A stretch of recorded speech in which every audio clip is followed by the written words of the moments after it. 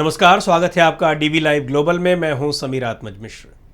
Syria में 4 दशक से भी ज्यादा लंबी चली तानाशाही और करीब 1 दशक तक चले भीषण गृह युद्ध के बाद पहली बार संसदीय चुनाव हुए हैं। लेकिन इन चुनावों पर कई सवाल उठ रहे हैं और कहा यह जा रहा है कि ऐसे चुनाव का फायदा क्या है जिसमें जीत और हार पहले से सुनिश्चित हो। दरअसल सीरियाई संसद के लिए होने वाले इस चुनाव में हर सीरियाई नागरिक को मतदान का अधिकार नहीं था, बल्कि चुनिंदा लोगों को मतदान का अधिकार था और वो भी सीधे संसद के सदस्यों को नहीं चुन रहे थे। यही नहीं, चुनाव में राजनीतिक पार्टियों की मौजूदगी भी नहीं थी, बल्कि उनकी जगह अलग अलग समितियों को वोट डालने का अधिकार था।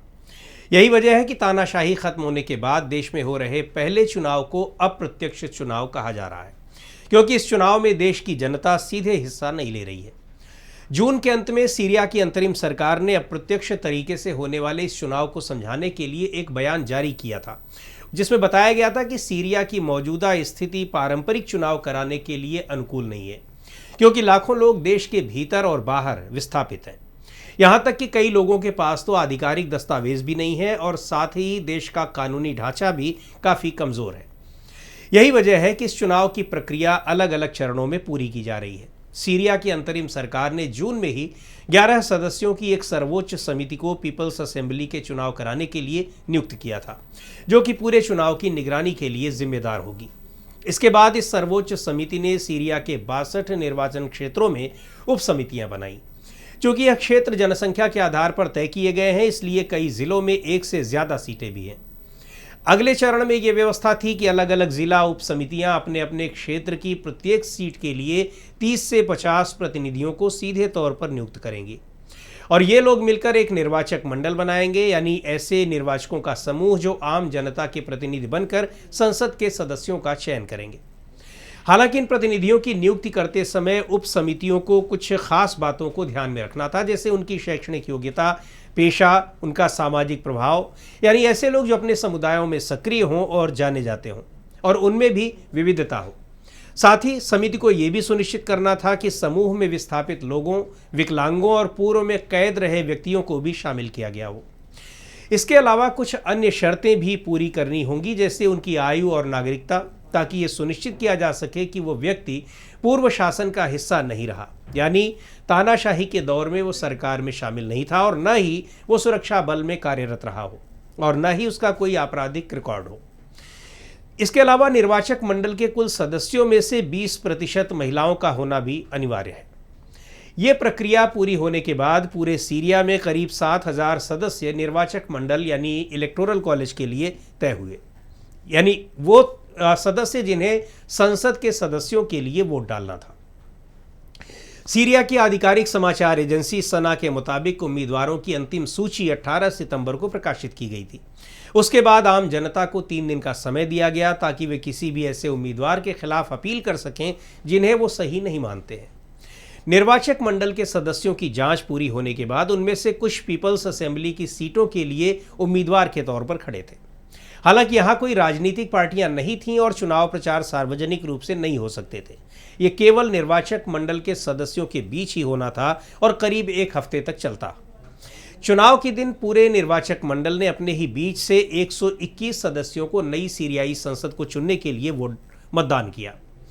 लेकिन ये चुनावी प्रक्रिया स्थगित करनी पड़ी, क्योंकि निर्वाचक मंडल में शामिल होने के लिए कई सारे उम्मीदवार सामने आ गए थे, जबकि मूल रूप से केवल 140 सीटों के लिए ही मतदान होना था। लेकिन सीरिया के कुछ क्षेत्रों में चुनाव टाल दिए गए हैं, जैसे स्वेदा इलाका, जहां सीरिया की द्रूज अल्पसंख्यक आबादी प्रमुख है, और रक्का और हसाकेह के हिस्से जो कुर्द अल्पसंख्यक समुदाय के नियंत्रण में है। इसका मतलब यह हुआ कि करीब 19 सीटों पर मतदान नहीं हो सका। सीरिया की अंतरिम सरकार के मुताबिक सुरक्षा कारणों के चलते उन क्षेत्रों में चुनाव स्थगित किए गए हैं। पिछले कुछ महीनों में इन इलाकों में सामुदायिक और धार्मिक हिंसा भड़की थी, जिसमें हजारों लोगों की जान चली गई थी। लेकिन असल में इन इलाकों में चुनाव इसलिए टाले गए हैं क्योंकि सीरियाई सरकार का उन इलाकों पर नियंत्रण नहीं है।